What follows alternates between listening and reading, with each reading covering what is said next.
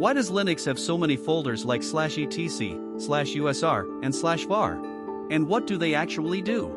Let's understand clearly. In this video, you'll learn Linux file hierarchy with real examples, not just definitions. Hi, welcome to TechStart Lab.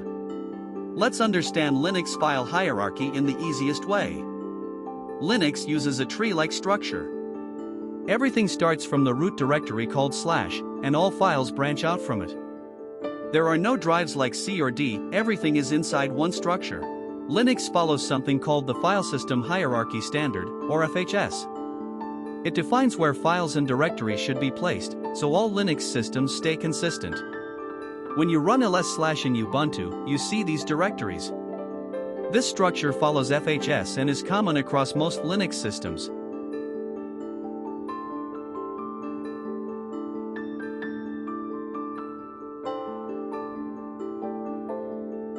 When you run ls/ in Ubuntu, you see these directories.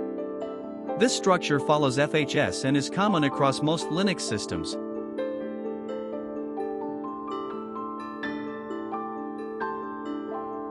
This is the home directory. Each user has their own folder here where personal files are stored.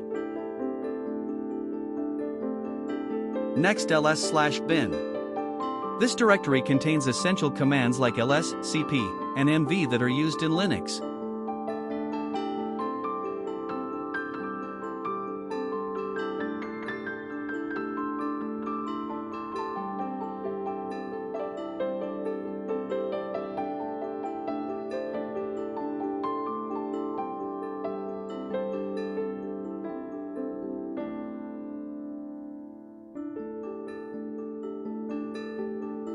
Next, ls/etc. stores system config files like network, users, services. This folder contains configuration files of the system.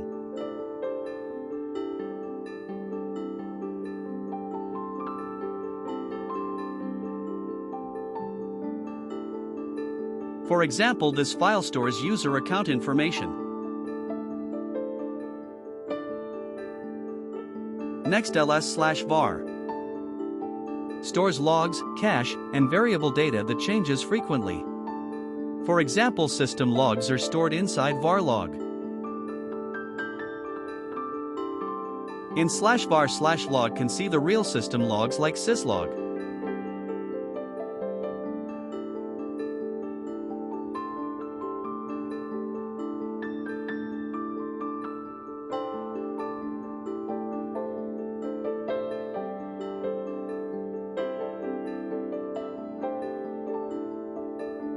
Next is /tmp.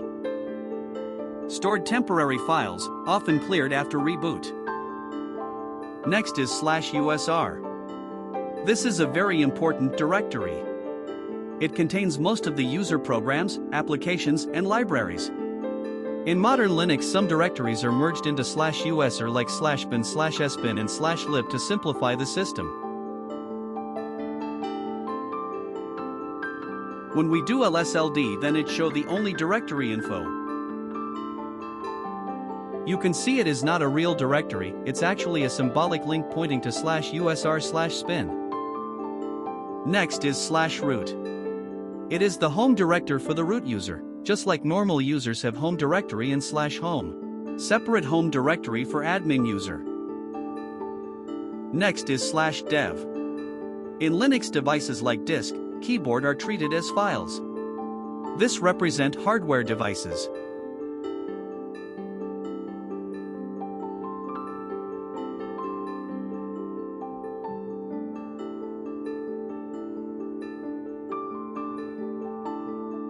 Next is /proc, shows system info and process. This is a virtual file system showing live system data like CPU info in real time.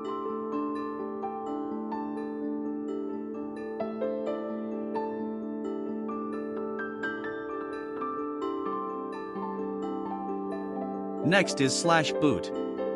This directories contains file required to boot the system. Next is /lib. This directory contains libraries required for programs in bin and sbin to run.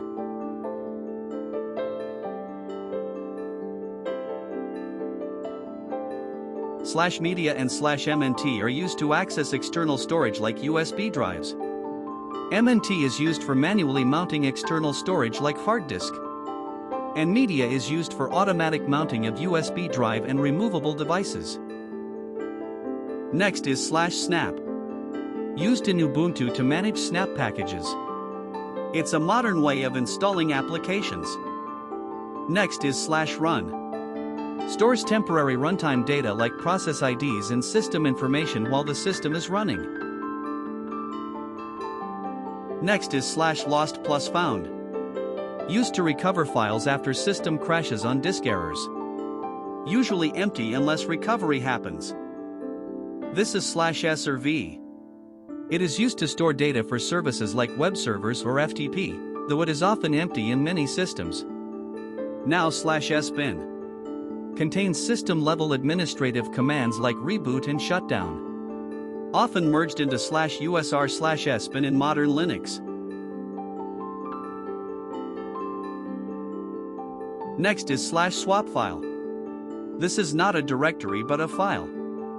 It acts as extra memory when RAM is full. Next is /opt. It is used for installing external software or third-party software. Next is /sys. This is sys directory. It is used to interact with the Linux kernel and hardware. It contains information about system device like network, power and hardware components. Just like proc, this is also virtual file system. It does not store real files, it shows live system and hardware info. Proc shows process and system info while sys is used for hardware and kernel interaction. Next is CD-ROM. It is mount point for CD or DVD, mostly outdated today. So your system may look slightly different depending on OS, installed software, or usage. This knowledge helps you debug issues, navigate faster, and work like a DevOps engineer. So that's a quick and practical overview of the Linux file hierarchy. Now you've seen not just the theory, but also real examples from the system. In the next video, we'll explore important Linux commands based on these directories. If you found this helpful, don't forget to like, share, and subscribe to TechStart Lab. Thanks for watching.